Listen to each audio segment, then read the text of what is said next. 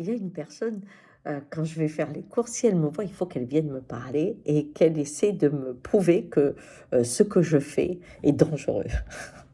Alors elle vient me voir, elle me dit: «Bonjour Ghislaine, j'ai vu vos vidéos, vous savez quand même, hein, ce qui m'étonne le plus» et je le disais à mon mari, c'est que il me semble que vous êtes une personne très cultivée, hein. Vous faites souvent des références, bien, mais justement, quand vous parlez de cette réalité vibratoire du corps, on dirait que vous ignorez les connaissances que nous avons depuis des centaines d'années. C'est-à-dire que si on s'est coupé du corps, si on a élevé l'esprit, c'est parce que si on suit la route du corps, on va tous s'entretuer. Si je vais avec mes pulsions, j'ai envie de ça, je le prends, j'ai même pas besoin de l'acheter. Si je veux coucher avec un tel, je couche avec un tel, et puis j'en ai deux, et j'en ai trois, et j'en ai quatre. Mais si mon voisin me déplaît, pourquoi je ne le tuerai pas, ou pourquoi je ne me battrai pas? Si j'agis avec les pulsions, le monde devient fou. Comprenez-vous? Elle me dit, c'est pour ça que nous avons coupé ces pulsions en les dominant par l'esprit. Elle me dit, le corps tout seul, la réalité du corps est extrêmement dangereuse. Je lui dis, vous savez, c'est les mêmes termes qu'on emploie pour la nature.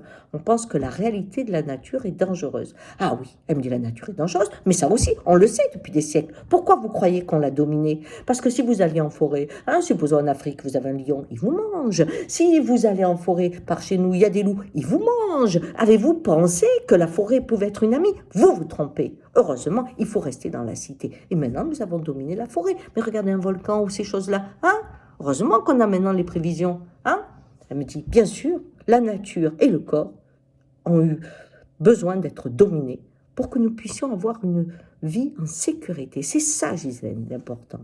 Et je lui dis, moi, je crois qu'on va à l'inverse.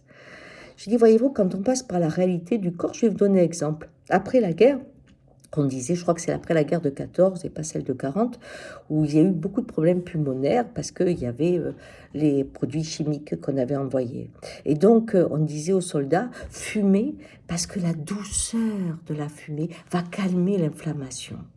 Et voyez-vous, on le sait, physiquement c'est faux, mais comme j'imaginais la douceur de la fumée qui venait dans mes poumons qui étaient inflammés, eh bien je croyais que ça allait m'apaiser. Mais si cette personne avait fumé en conscience, c'est-à-dire avait écouté son corps, elle aurait compris qu'au contraire, ça irritait un peu plus ses poumons. Quand je suis avec mon corps, j'ai une réalité qui met des limites, mais qui m'inclut dans le monde. Quand je suis avec ma tête, je crois celui qui me vend la meilleure des pensées.